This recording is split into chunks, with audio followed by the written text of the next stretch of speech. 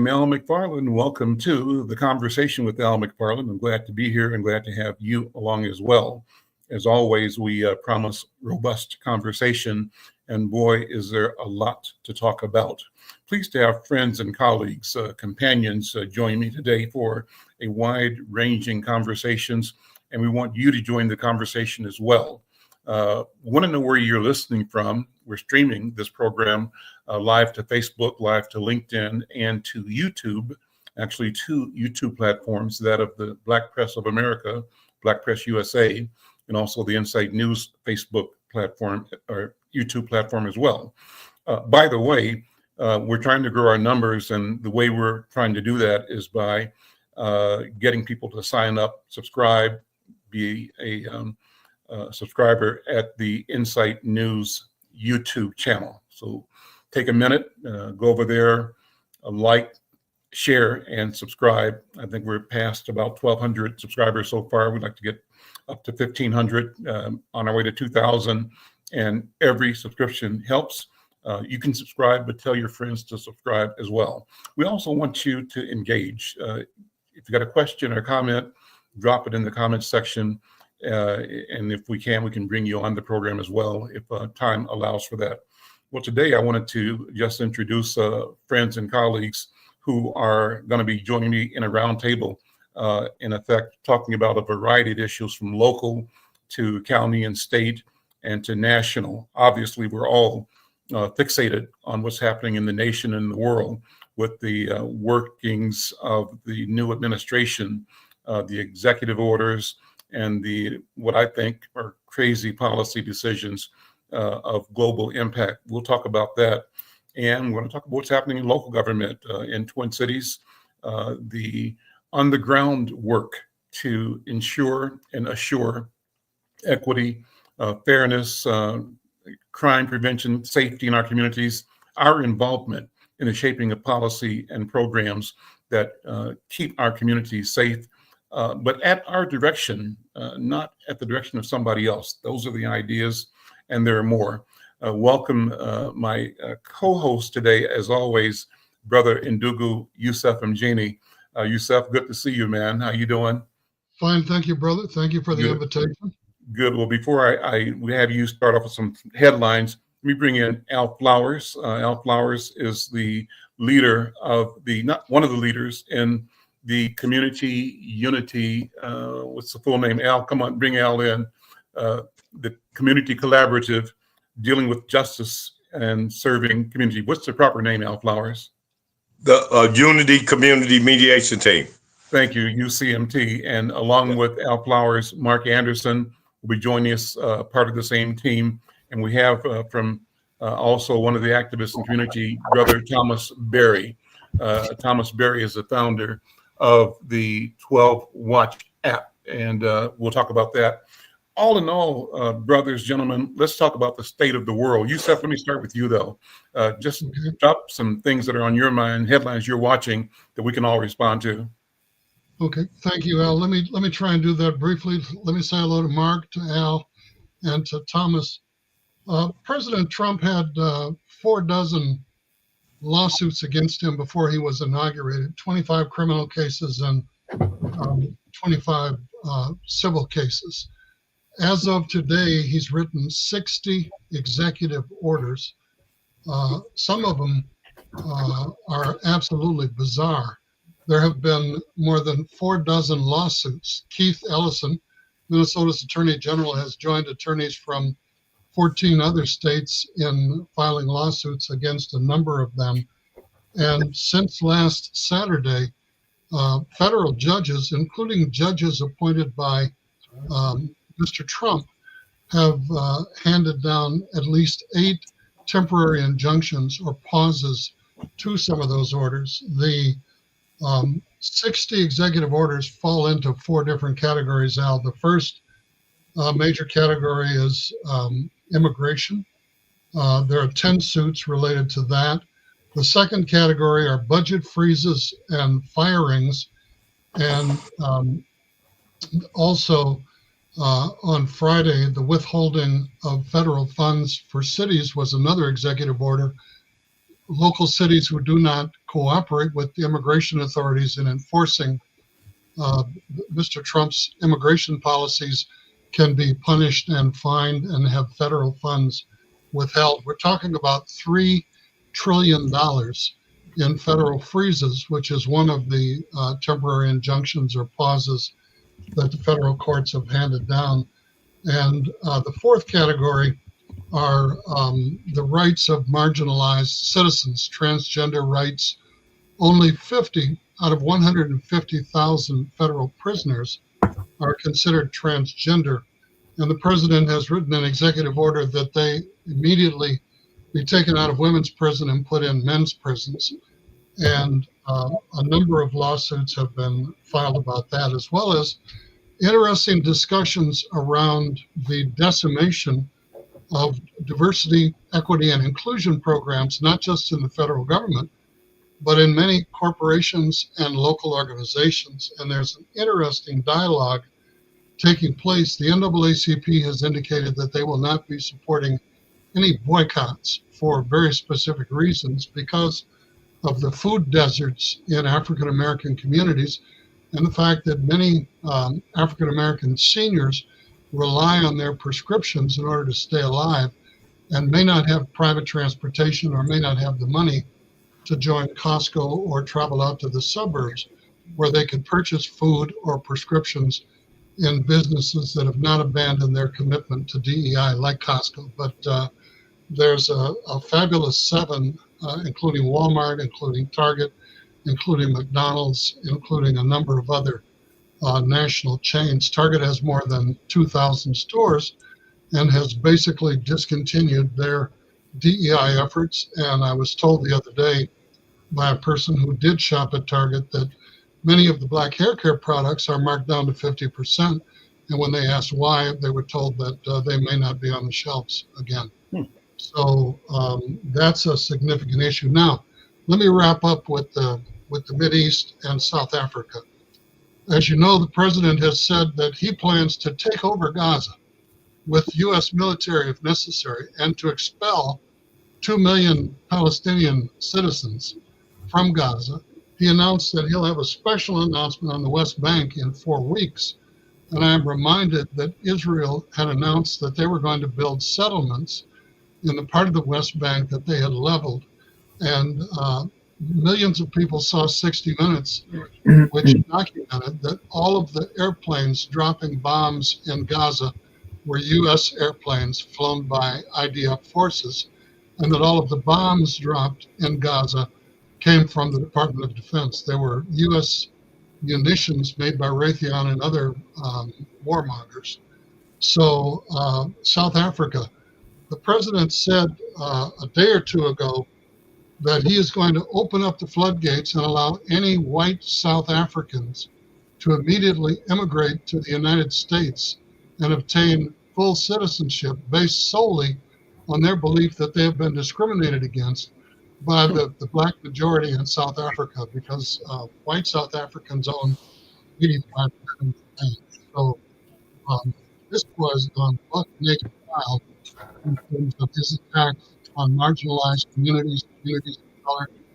And the astute observers are correct in acknowledging that he's thrown these 60 executive orders up against the wall for 2 purposes. One, to distract from their real agenda, which is a 3rd term and an oligarchy. It was interesting that the billionaires were seated in front of his cabinet nominees at his inauguration, which shows whose priorities are at the front of his list. And also because he is a master of distractions, and wants to trigger some type of a drastic response that will allow for martial law. And it's a Netanyahu play. As long as there is open war taking place within the geographic borders of the country, it'd be impossible to get him out of office. And he publicly stated 2 things, and then I will shut up. He said, number one, that this may have been the last national election in the United States that white people were actually able to win. And if that's not playing the race card, I don't know what is. And then 2, he publicly stated if you voted for him for president, you'd never have to vote in a presidential election again. So, to my friends who are surprised, I need to point out that he's doing everything that he promised to do when he was on the campaign trail. And if you bothered to read Project 20 to 25, that is his strategy for America. So no news is good news, but Thomas, we got work to do.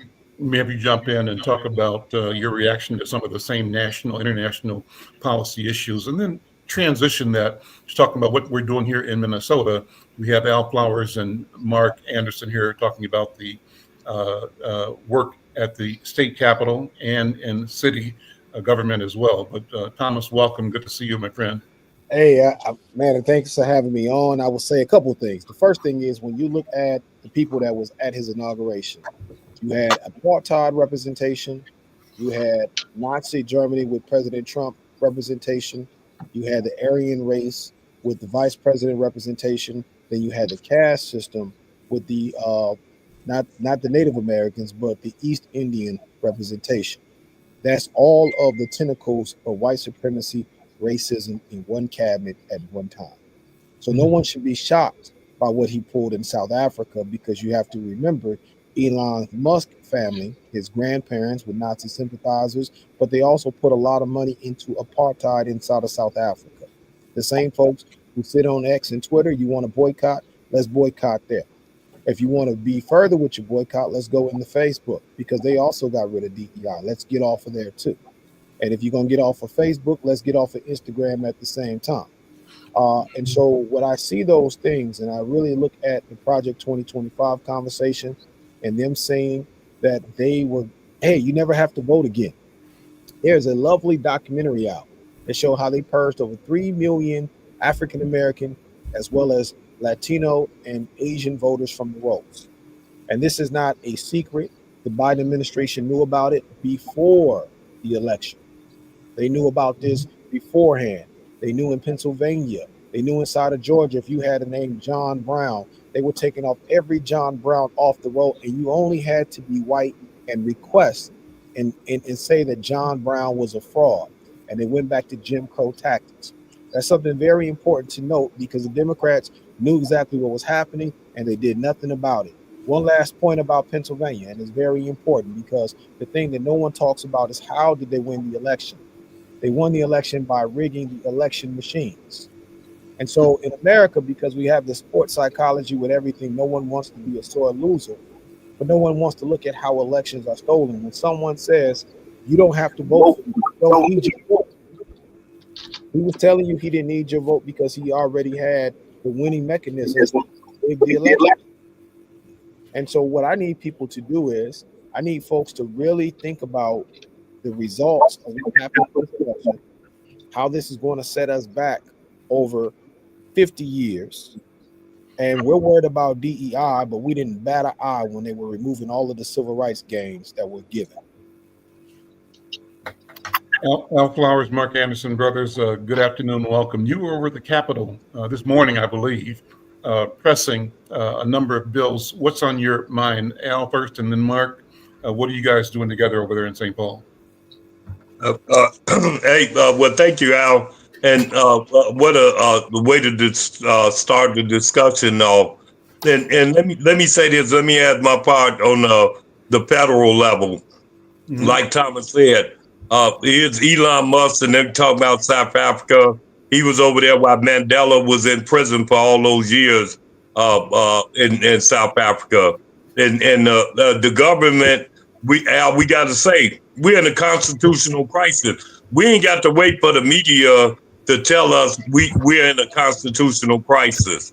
And that's what this country is in right now. And African Americans, ADOS, we just got to we got to move in a different direction. I told people, the immigration thing is a big deal of what he's trying to do with immigrants. But here in our state in Minnesota, you ain't got to worry about that, because it's a sanctuary city. The governor, it's the attorney general, the mayor of this city of Minneapolis, everybody is all in for the Latinos, including the ACLU. Now, we can get bogged down in our community worrying about that when they got all those entities helping them, from the governor to the mayor. Or we could start focusing on what we got to do as African Americans. Because no matter what Trump is doing, he don't scare us. We've been through too many things, so he don't scare us. But how do we accomplish something in this trying time where he's doing so many things, cutting aid off to poor people? You ain't got to say nothing.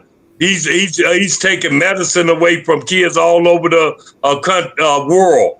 That's what this administration is doing. It's set up that way. Now we can't crack with everybody else. We already down at the bottom, so we got to utilize our energy to fight for these social justice issues that didn't get done when Black Lives Matter. I heard Brother Berry saying about what happened with some Black Lives Matter conversation Nick had, where they was disparaging heterosexual men and wouldn't let them speak. That's a true statement.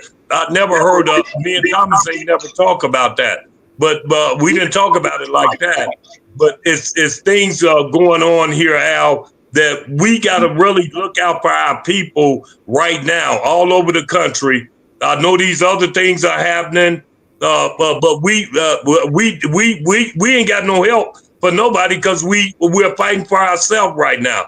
So I'll be saying to our community, I know what's happening over here. We support you, but you got a lot of support over there. Stay focused on what about what's happening to us. And that's why, and I drive that right into the Capitol. We over there at the Capitol with Senator John Hoffman and Senator Champion, talking about our kids not going to school, truancy. They out on the street. They not getting educated right now.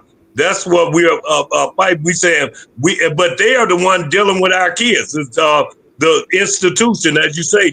They giving us the misery. They getting the money, Al. So that's where I'm at right now. I hear all these issues. Trump ain't gonna have me distracted because you ain't feeding. Ain't nothing I can do about him not feeding kids or saying things like y'all just said about him telling South Africans. That's the first I heard that. So I'm glad I'm on the show so I can repeat what he's doing. I didn't know he was talking about all of South African. Well, that makes sense to him. That makes sense to him. But we got to work on our issues with the Unity Community Mediation Team. We got to work on our housing, but we got to work on our education because they can finna gut the Department of Education. I've never seen nothing like this. This is crazy what's going on. But this man know he got 4 years. He ain't got but 4 years, and he gonna do as much destruction. And I believe that Elon Musk told Trump that if you let me do it, I'll make you the billionaire that you play like you was.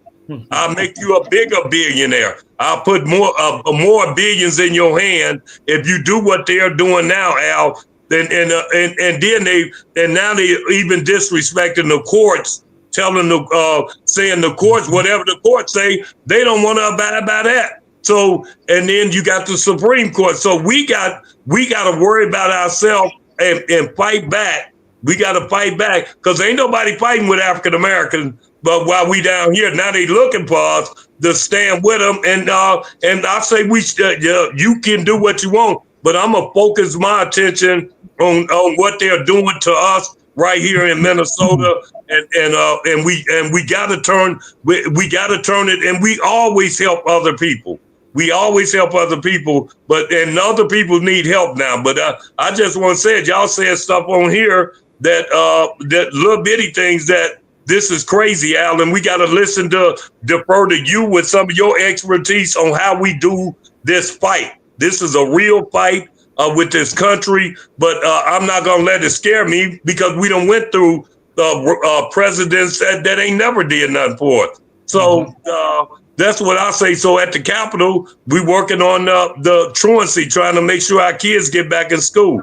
We working on the mediation where our community can develop a relationship with law enforcement that they ain't never had nowhere in the country. I can't quit because Trump got in.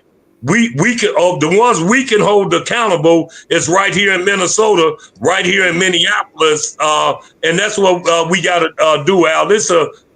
What a conversation! I'm telling you, I could sit there and listen to these brother Yusef and Thomas and yourself. I'm still learning, but I know we in trouble. But how we do things, but I know we survived slavery. Yeah. So we survived slavery. We're gonna survive Trump. We're going to survive Trump, and we got to hope the courts who didn't hold up when he got all those convictions, 34 felony counts, he got convicted, and he the only man that walked away after being convicted. So what can we say? This country is lawless. It's a lawless country. Then he's showing us how lawless it really is, and they can move forward. So this is a big deal. Let me bring Mark in. Mark, walk us through a unity community mediation team, the concept sort of 101. Give people a reminder of the origination and the mission and vision of this historic movement, unity community mediation team. Yeah, and thanks, Al and Yusef, for your interest in this project. We started working on this in 2003, and it's ancient history by now. But as Al was saying, we need to work on our relationship with public safety and become part of public safety, and not outsource it to other people. But what we've done is we came together, in the context of, as everyone's been talking about, in the context of American history. We look back at American history, and there have been eras, and people talk about the uniqueness of Donald Trump, and really Donald Trump is a strain of American history. We've seen this before many times, so the question is, can we derail, what he's put together? And the way we do that is we come together. We come together as Americans, and we come together across all these lines that they seek to use to divide us up. And so what Unity Community Mediation Team did was took a look at the systematic abuse over decades of African American and Native American communities, primarily by police officers in the city of Minneapolis. And so we said, well, that just has to stop. We have to change it. So that was back in 2003. We came together. We're still at it, and we kind of ramped it up when George Floyd, lost his life in a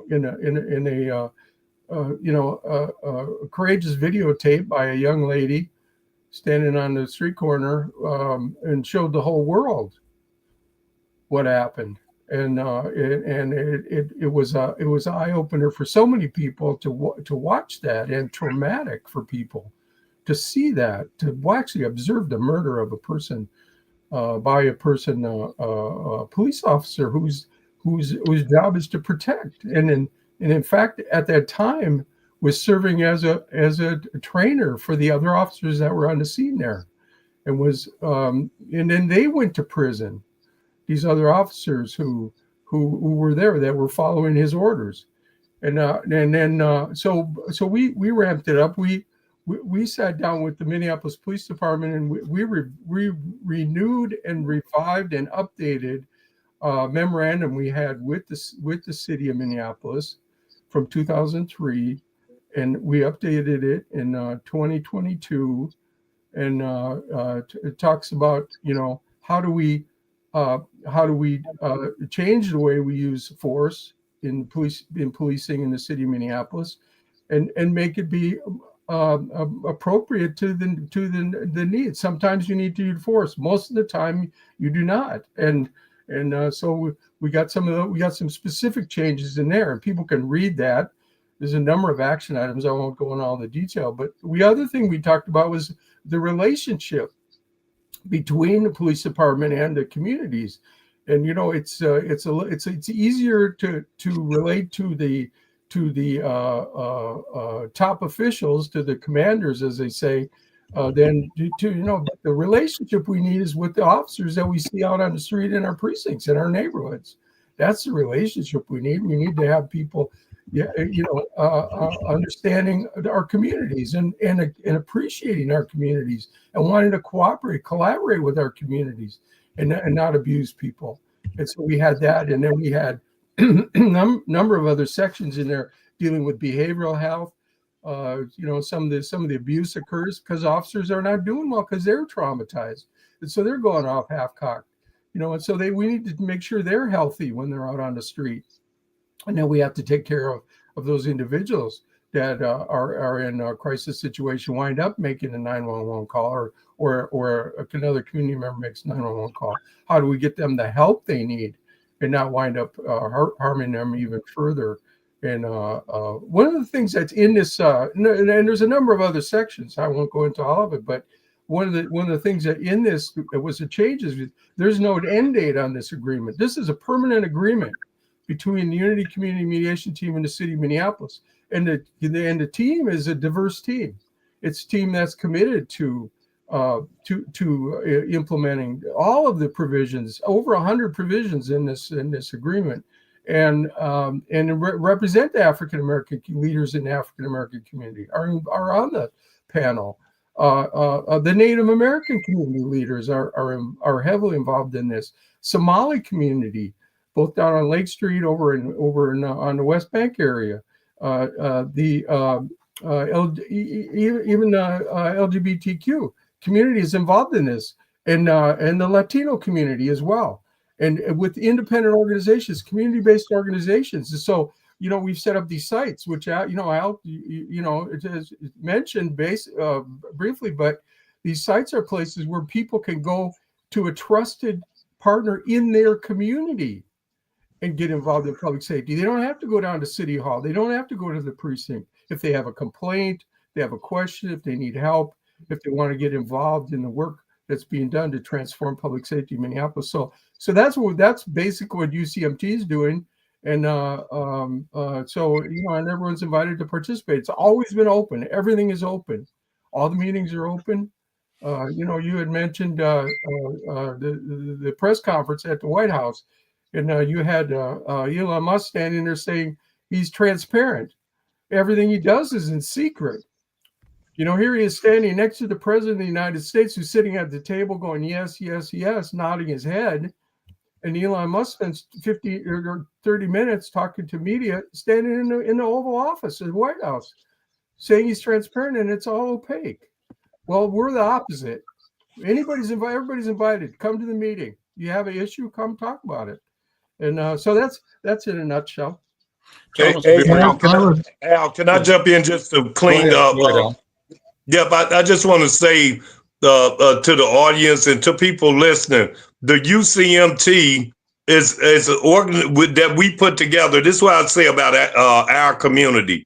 And we want everybody to be involved. But this is an issue that we're working with ALIPA. That's the one that's monitoring the process. They get millions of dollars, but we working with them. And we'll come back and have a show and talk about how's that working out for the community. And we'll have something to say real soon. And they should be on this broadcast too, talking to you, saying what's going on. You know about it, Al. We done worked on this together. But I want to see the part about the African Americans, the ADOS, and what we are represented in there, and we're leading this charge with the Native, the Latino, the East African, the GLBT.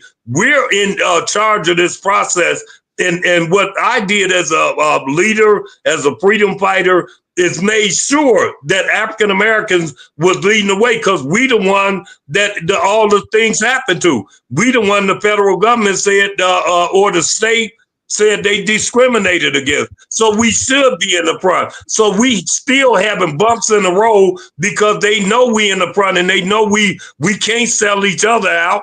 And now we got people around us, these organizations, and they done tried to move them, but they can't move them because we did the right thing with this, with the UCMT. I want to make that clear, because African Americans must have this ADOS. We must have something so we can hold these people accountable in law enforcement, and that's what we've been doing since George Floyd. We ain't been out there with going for fanfare. We said, no, we got to do this, and they got to do this right, and they got to treat us with humanity. Then we got to leave this for the next generation, that they don't have to go through that. No matter Trump, we gonna fight through Trump, but we got to fight through Trump by making them do us right here in Minnesota. I just wanted to get that in. That we are in control of this, and still the government people really don't like that, because they know we know what they're doing. So they do everything to still try to block us, but they can't really block us because we locked ourselves in a long time ago, Al. You know, when we first started this mission and putting the information out, trying to educate our community. So I wanted to get that in there and let our people know. What you said, Al and Mark. The St. Paul NAACP has had a similar agreement with the city of St. Paul and the St. Paul Police Department since 2001. And we just spent 3 years negotiating an amendment to that original agreement because of body cameras, because of facial recognition, because of changes in the policies, the training, the law. And I would encourage you to go to the St. Paul NAACP website or give us a call. Our office is in the Halleck U. Brown Community Center. We would gladly share that with you so that you can compare it with your own agreement and see, what we have in common and where our agreements can complement and support one another. The only things you keep are the things you share. And we're perfectly willing to share ours because it's a public document. And our chief of police is encouraging East Metro police departments and whoever he talks to that they ought to have a similar agreement between the police department and their local community as the St. Paul Police Department has with the St. Paul NAACP. And it deals with training, with communications, with all the issues that you've discussed. And I'm aware of St. Paul's, but Minneapolis, brother, this is a big dog that's been doing this in this city for years. So I'm aware of your agreement, but this over here was a different animal, the animal that killed George Floyd. They were doing it to us all the time. And people like Spike Moss, the late Ron Edwards, Bad Little, they always said people were fighting Al McFarlane. They know what was happening here, and it was just something different. And I know St. Paul, y'all was able to get it done. Over here, there's so many drifters that come in our city that come in and change the narrative and help create this mess when they came in and try to push the leadership instead of working with them. People came in trying to push the leadership and led to some bad times over here over the last, I'll say last 7-8 years. But let me bring Thomas Berry in. Thomas, you and I before the show talked about this tension that was revealed in a quote unquote confrontation at the Minneapolis City Council. And it was something that I saw this morning on YouTube and thought it was worth showing. You provided me a copy of the clip. Set it up. What was going on? And the reason I want to show it is because there is a palpable feeling of whether or not we are actually being heard, whether or not we're being listened to, or whether we're being played. In fact, the headline on this story, as it's presented on YouTube, and it's a Channel 9, I think, Fox News 9 clip, quotes Reverend Jerry McAfee, who's the pastor of New Salem Missionary Baptist Church, saying, we're being played, y'all trying to play us. So there's that film. What's going on, Thomas Berry? What it looks like is that Reverend McAfee went to a city council meeting, and he had some concerns about the funding of violence prevention and things that were taking place. And as he stated, hey, he's texted and he's made phone calls and he's been ignored by elected officials.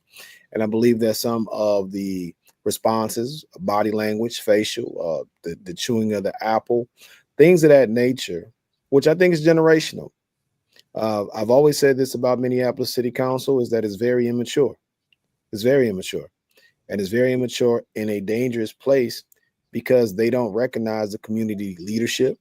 I'm talking about the non-elected community leadership, the people that are there after their terms are up. They don't respect the pain of the community. It's an agenda that's set forth by non-folk who's working. And I say this all the time, the difference, Yusuf, between Minneapolis and St. Paul is talking racial equity, and Minneapolis is talking about gender. And when you talk about gender, the problem that you have is you're talking about people who live a lifestyle that do not produce children.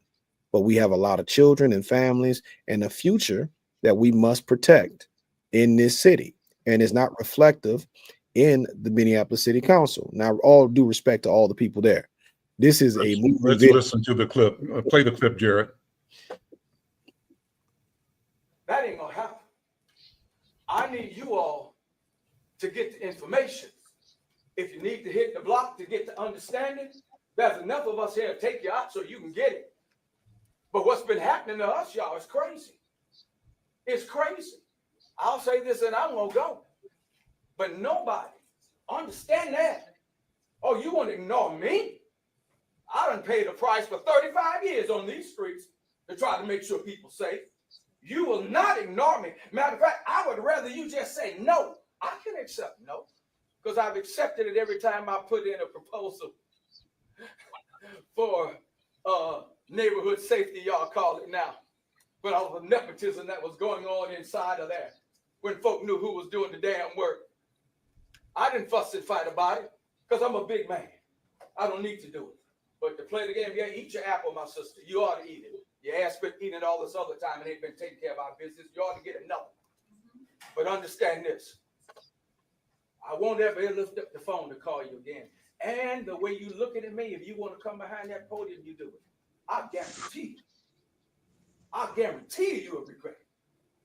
I got 40-some years of shit in me from seeing my people die. That's nothing. I don't make threats, I make promises. Now you're going to act like a little girl when y'all doing all the other stuff you would have to do. That's what I said. Don't make me come back. That's all. Well, come put me out. You come put me out. Put me out. Homophobic. You all are heterophobic. What are you talking about, homophobic? Get out of here with that BS. Oh, now you gonna cry, homophobic. You sick. Yeah. You crossed the line. You've been crossing lines. You've been crossing them for years. You hurt me. You don't need no interpretation of what I say. Hell, I'm clear. Well, I'm gonna go because I want to. I'll make you arrest me, but you know what's gonna happen. You arrest me. My people come. Now accept that shit. I will, and I'll see you again. That's it, Jared. Interesting, tense. So, what do you make of that? What? Let's break that down, Thomas and Yusuf. Well, for me, this is what I make of it. It is a long overdue conversation. It needs to happen in the Black community amongst Black elected officials. We've given them a free pass, and what you saw there was a Black pastor there with a Black elected official sitting there chewing an apple. We can talk about the other members of the city council, but there's a level of respect and decorum that we owe each other every time we cross each other's paths. We can't be talking about the ancestors and slavery and the shoulders that we stand on. And when we get in these positions, we start disrespecting the people that we are supposed to represent. So I feel like the Rev was speaking for those folks. And let me say this, because somebody said, well, hey, he got a contract with the city. They can't pay our people enough money to do these streets.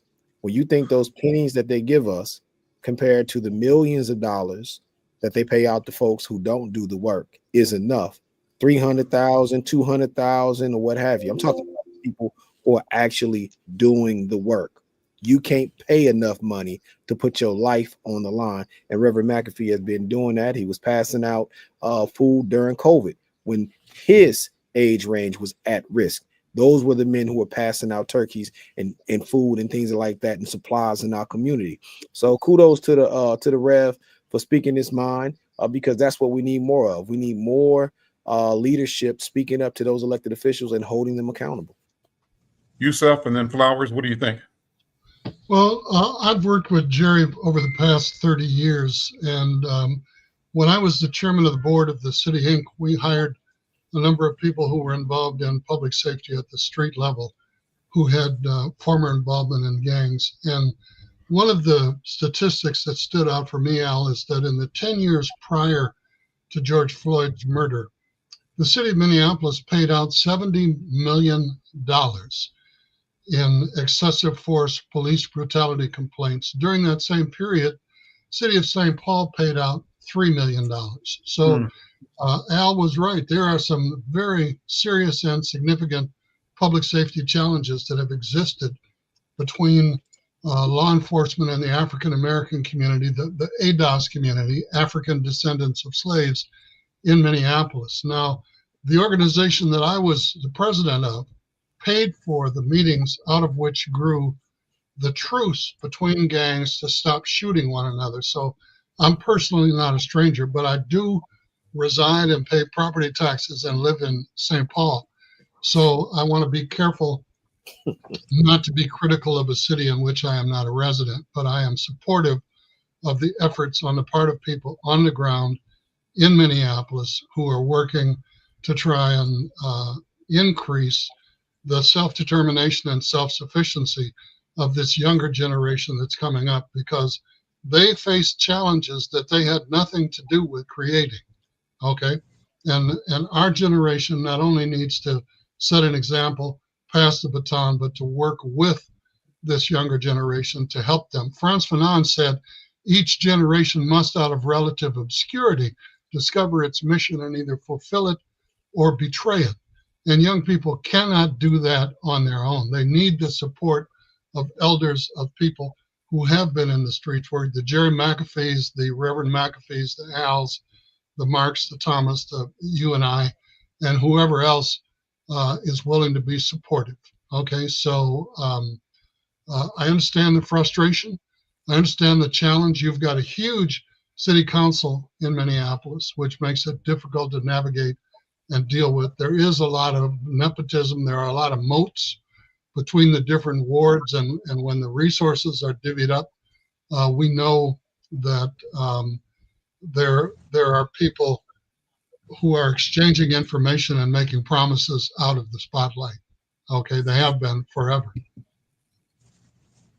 Al Flowers, you and the Unity Community Mediation Team are really in the thick of this. You've been really at the core of the issue and trying to reshape, redefine, illuminate the arena of crisis between law enforcement and our community, to illuminate the failure, the lack of justice, right?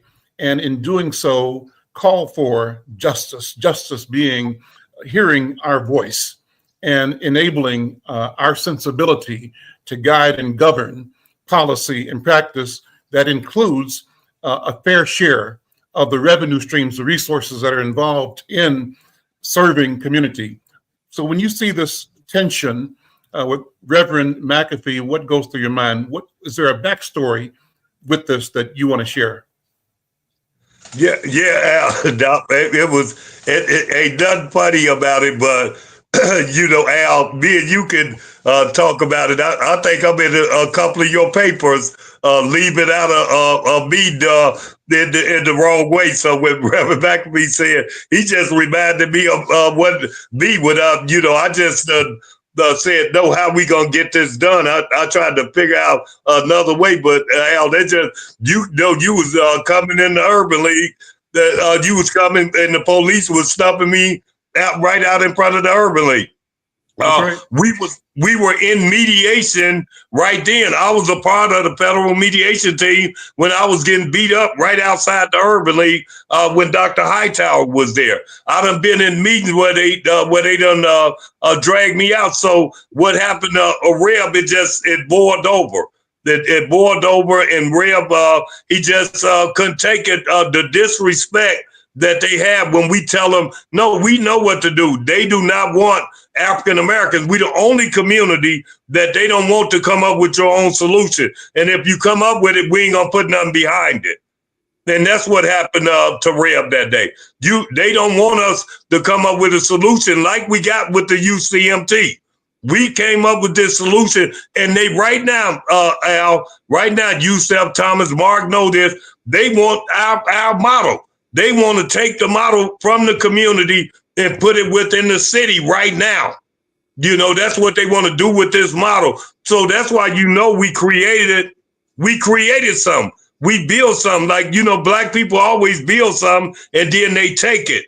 And this time we holding firm. No, we want this to stay within our community while they're trying to take it. Whether it's the Civil Rights Department, they said, let's put it up under the Civil Rights Department. No, but you own, the city owns the Civil Rights Department. So we can't leave it with them, because they can tell you what to do and downsize it. So that's what I would say on that. I've been through them experience. Only they didn't touch McAfee. But they put their hands on me on several occasions. I've had 6 fights with the police. Never been charged with anything. Never got charged, but I left there a bloody mess. In most of my fights, I was always beat up. They done stumped me. They stumped me right here in my house with my daughter here. With my daughter. My daughter was screaming while they stumping me because I wouldn't let them come and get her at 12 o'clock, talking about she did a violation of when she was in a little trouble. She violated, and I'm saying, no, she in the house. She been here. They didn't want to hear that. And then I got beat right in front of my kids. So I done had all them experiences, and that's why I'm glad what we did with the UCMT, what we doing. And I'm strong enough to say, no, we're not going to get this to y'all unless our community say you can let them take it away. And that's where I'm at with that. So I've seen that. And they got a town meeting tomorrow, city council meeting tomorrow, which how's that gonna go tomorrow with all that's going on, the tension that's going on? How's that gonna go? So I'll be down there. I know Reverend McAfee is going back. I'll be down there to support him tomorrow, because I would have been there the other day if I'd have knew it was gonna blow up like that. Because I'd never leave him out there by himself. He ain't never do that. Never do that. Let me flip the script a little bit and have you guys draw the connection. This was Super Bowl weekend, and for a lot of people, the show was less the football game, but more the halftime. They not like us. What does that mean? What does that say? Hip hop people, Brother Barry, I think you close to that arena. Yeah. What does it say when Kendrick Lamar is the halftime show? What's the comment about the status of culture, of community coming from that platform? And how does that relate to this conversation we having right now?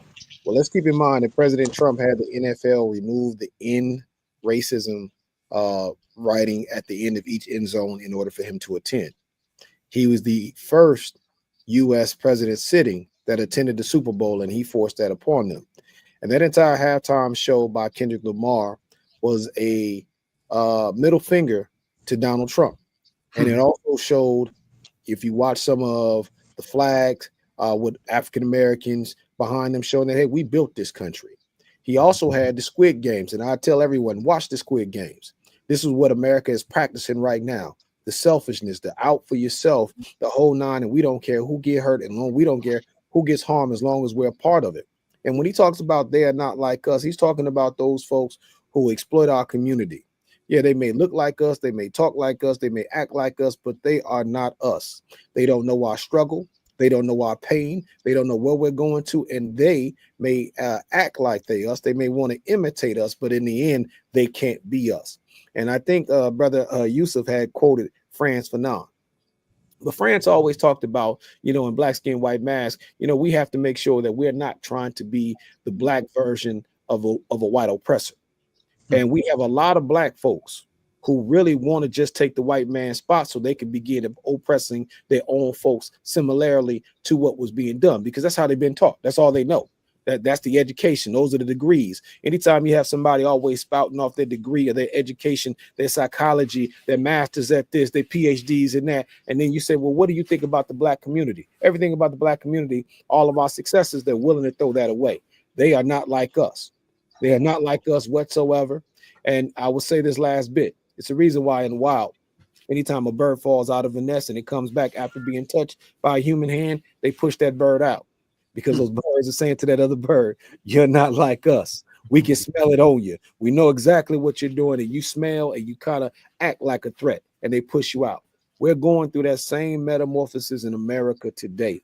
It's good. It's a time that's coming up. And what you saw with Rev, I think that's what makes all the similarity.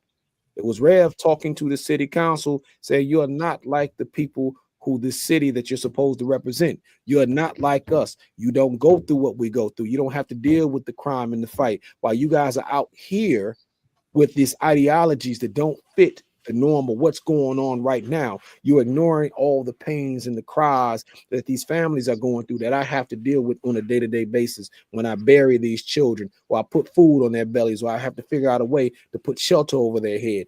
You guys don't get the point because you are not like us. Al, can I add on that? Go ahead, jump in. Sure. I want to add on that because this is a time opportunity for me to say things we working on. That's what we saying. We talking about everything. And one thing, big thing I'm working on, and everybody know it. If you is funding that came in through when funding came in after George Floyd died, millions of dollars, and these millions of dollars when they said. They people first one organization, Black Vision, said we're going to change the narrative from African American to transgender and immigration. The Bush Foundation, $50 million for African Americans. And our organizations all came together and they figured out a way not to give it to our organization, the St. Paul Leadership Council, Hallie Q. Brown, the Urban League, Sabathani, Phyllis Wheatley, Summit Academy, the Black churches, His Work United. They figured out a way not to give it to us and then give it to an organization that they said was BIPOC, but it was about African Americans. So I've been fighting this fight, and I done had a conversation. But and when you say you give our money to a BIPOC organization that won't tell us what you are doing with it, we don't get no input because you didn't pick our organization. They take the money and then start telling us what to do. And that's what I said when you talk about the Super Bowl show. They not like us. This organization Nexus is not like us. They're about BIPOC. They taking sabbaticals. People are getting paid $400,000 a year off of the back of African Americans.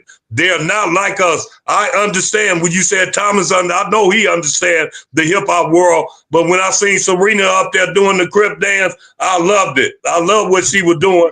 And they were saying they're not like us, and they telling the truth. And we all know it, and we got to fight our way through because we need that's about $100 million, $75, $80 million of private dollars that's sitting over in an organization that say they BIPOC and we can't know what they are doing. That just can't stand. It ain't gonna stand on my watch. I'm gonna do everything I can to bring it back home and give us what we deserve here. And it would help us in education, housing, business development.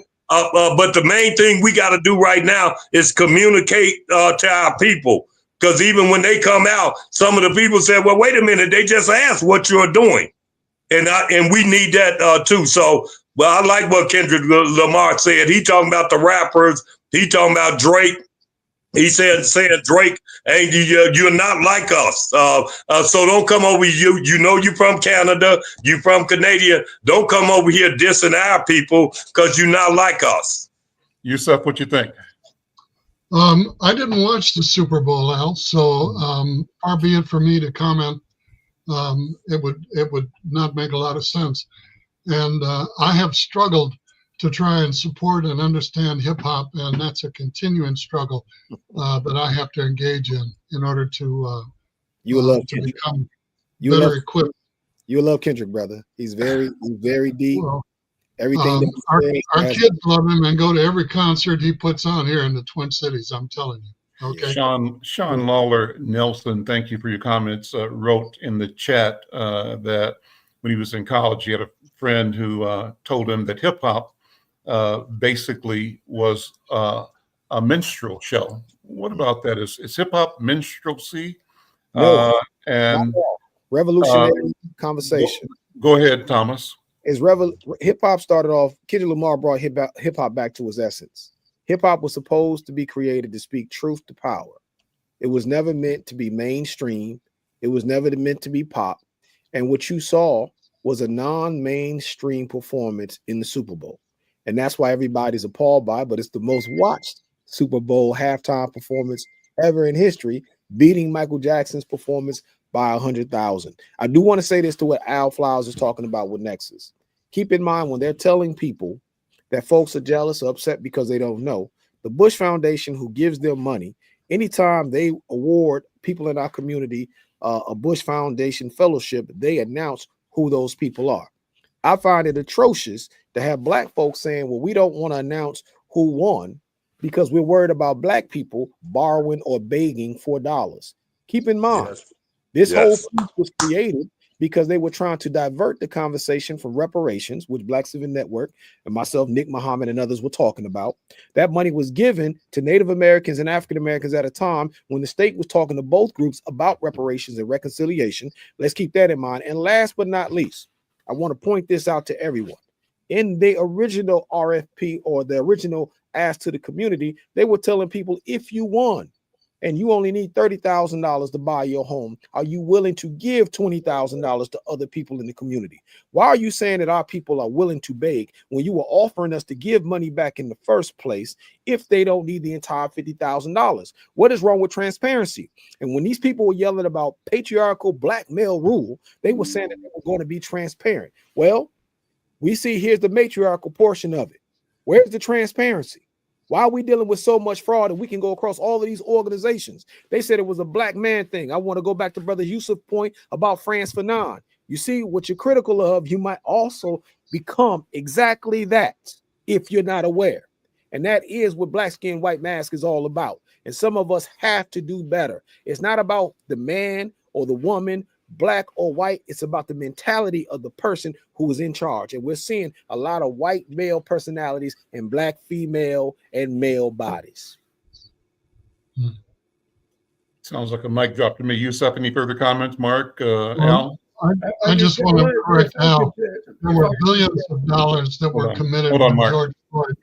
There were billions of dollars committed by corporate and foundation programs when George Floyd was murdered. And what we've seen is a few $1 million that went out the back door sideways. We have never, ever seen not even 10% of what was pledged and what was committed to dealing with racism in this country, dealing with racial equity. Wow. Mark, you were going to say?